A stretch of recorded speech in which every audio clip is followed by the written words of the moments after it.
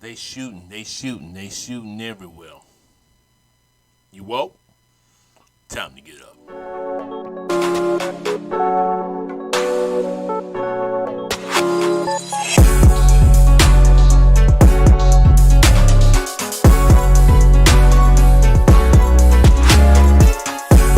Welcome to Thought Your Woke No Speed Limit Podcast. I'm your host, Alvin. I hope you're having a terrific day. I'm sorry that we're going to start this week off with such sad stories, but we got to talk about the mass shootings that have been going on this year. There have been more than 67.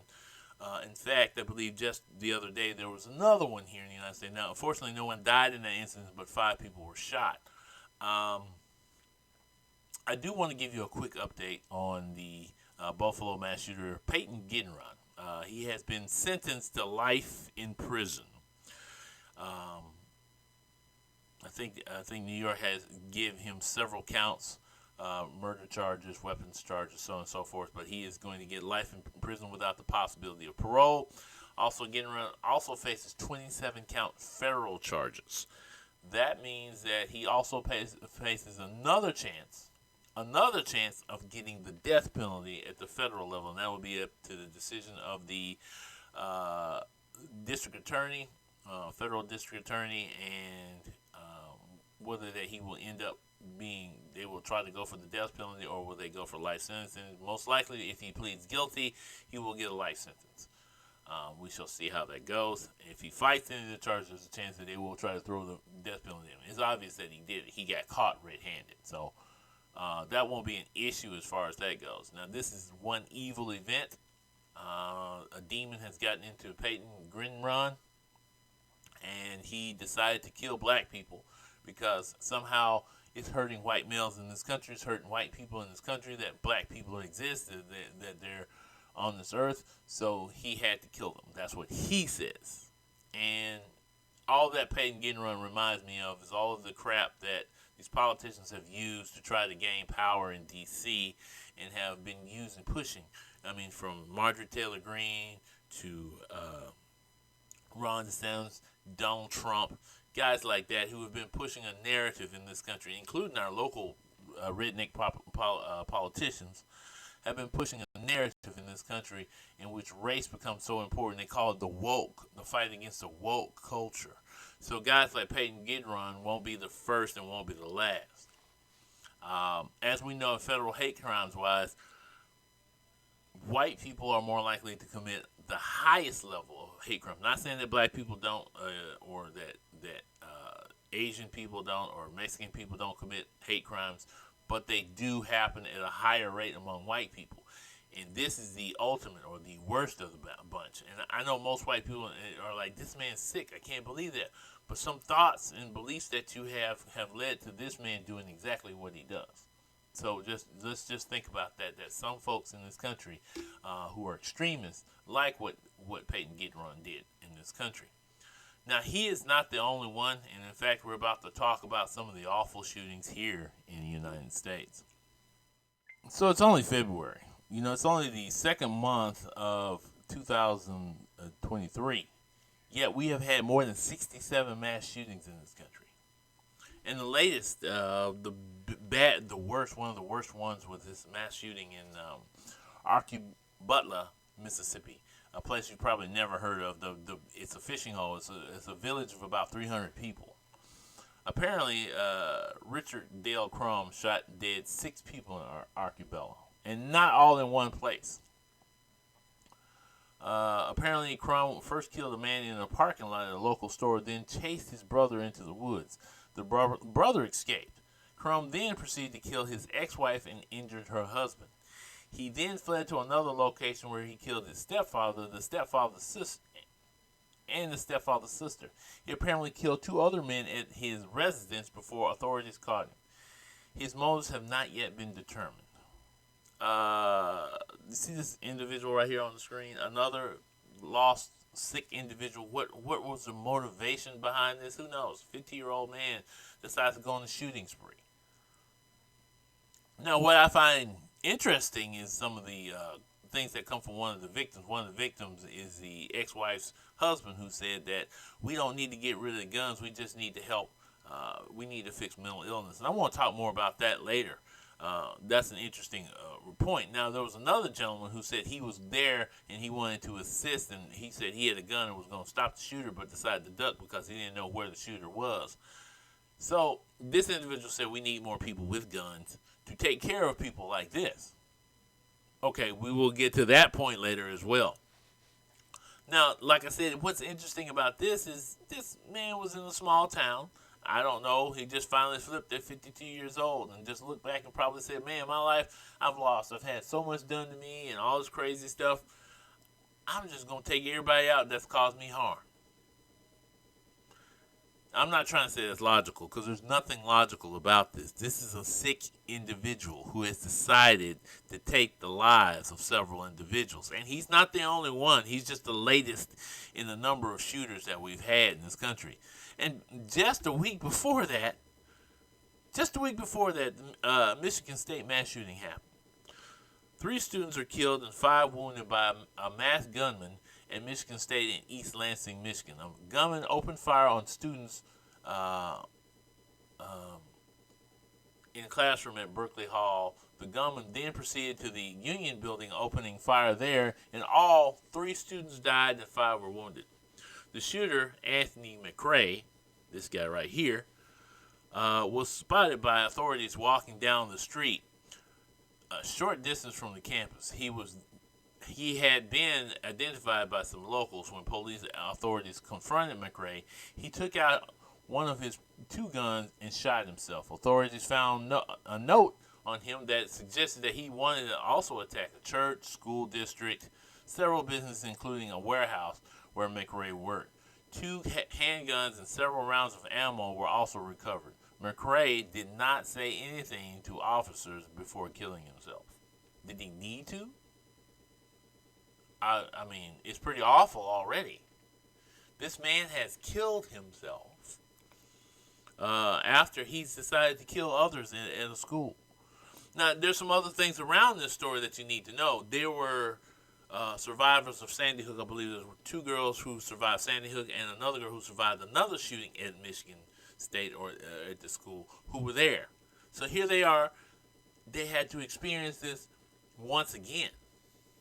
Another shooting, and PTSD is running wild. You can just imagine all the people who suffer from mass shooting, and the fact that we have. What's ridiculous is the fact that we have survivors of one shooting ended up in another one. It happened in Las Vegas. There was a girl who either was at Sandy Hook or in Colorado. She was at one of those 2 shootings, and she ended up dead at the end of the Las Vegas shooting because here she is stuck in another mass shooting. Opportunity and chance. These guys get opportunity and chance. These are terrorists. Just like I was telling you about the other gentleman earlier, these guys are terrorists. This is terrorism on the next level. Anthony McRae and Dale Crum are both terrorists, really. What they did was commit terrorism. Now, Dale Crum will face his charges. He's going to get life in prison. He's one of many shooters. I remember a shooter here in Alabama who walked into a church here, a 72-year-old man, and shot up and killed several people at a church. Just last year, I believe.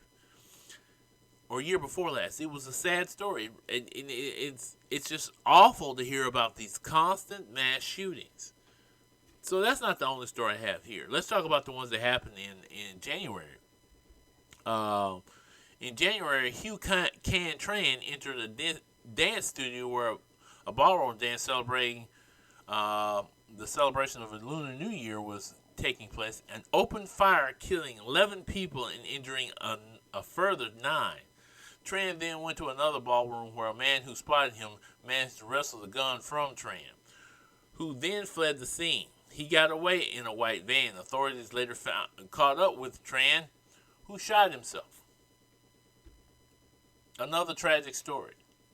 This is Tran right here. I'm not trying to be funny. That's the picture that's being showed of this man, of Tran.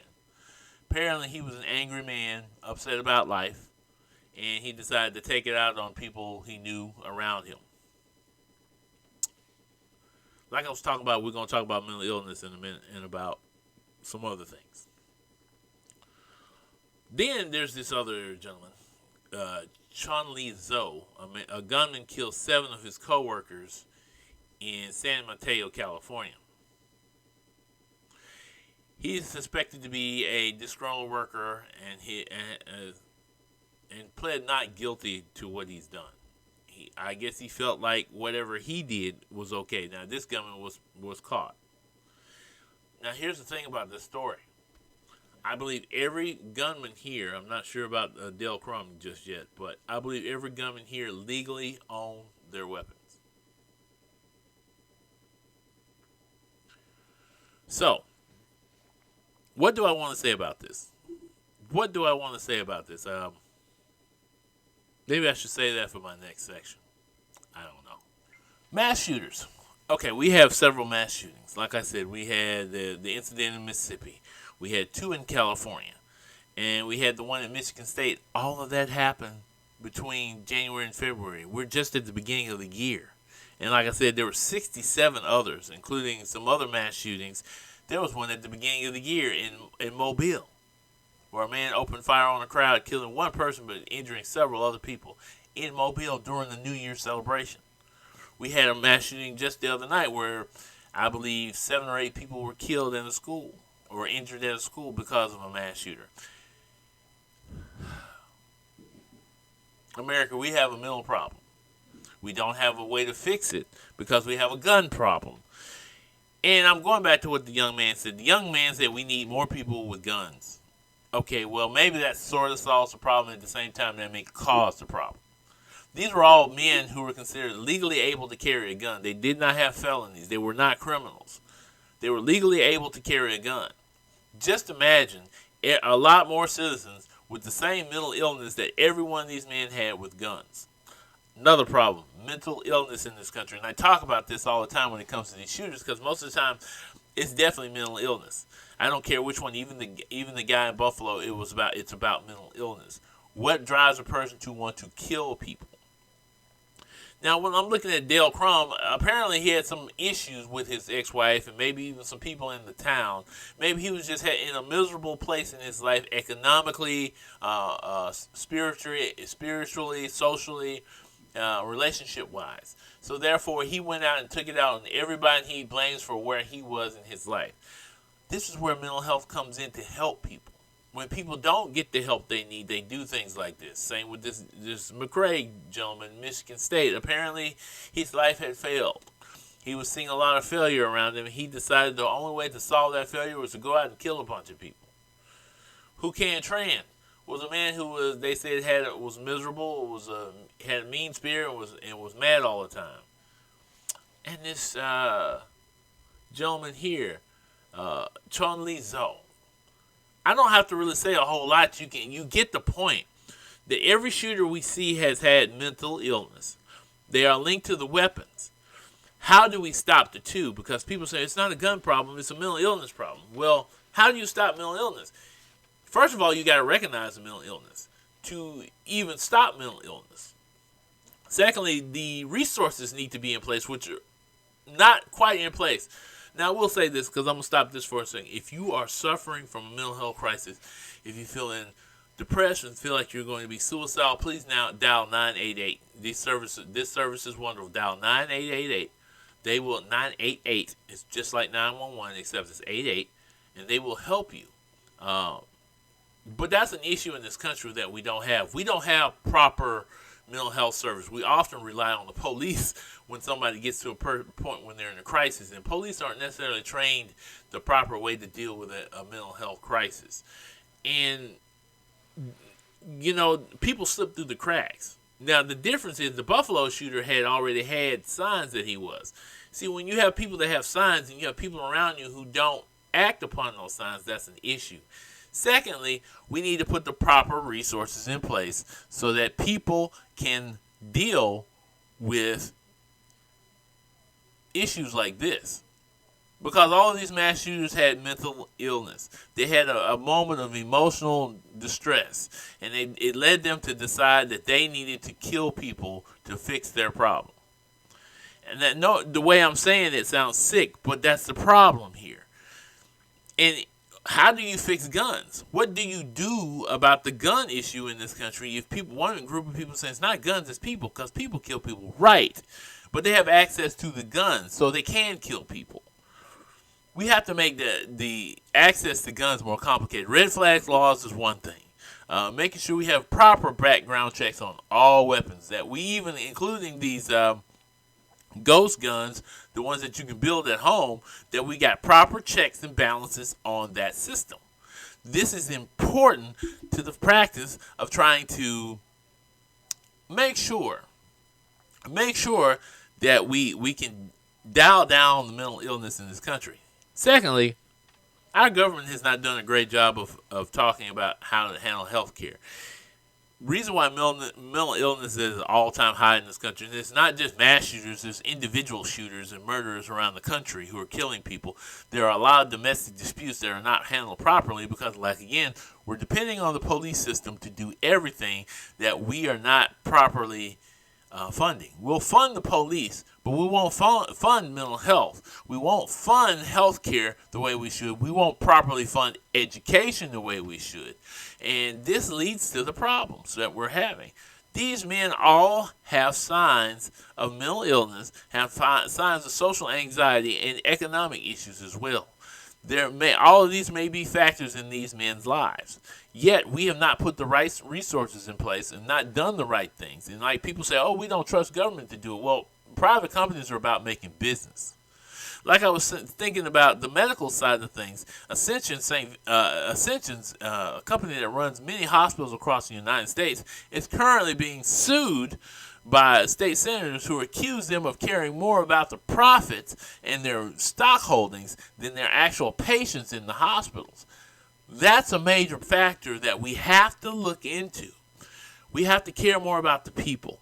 We have to care more about how we're going to take care of people. We can prevent mass shootings in so many different ways. And a lot of these mass shootings have had signs that they could have been prevented. Yet people have purposely went out and bought guns for people, thinking that would fix their mental health problems. That was the case with the Uvalde shooting last year, or the Buffalo mass shooter who had these guns and his father took them away. Then there was the other shooter at the parade last year. Same thing. Guns were taken away, but somehow they get the guns back because somebody gives them the gun back. And the other Michigan shooting that this girl survived, the young man went to school. They knew he had the gun, talked to his parents, and his parents let him go back to class, and he ended up killing people.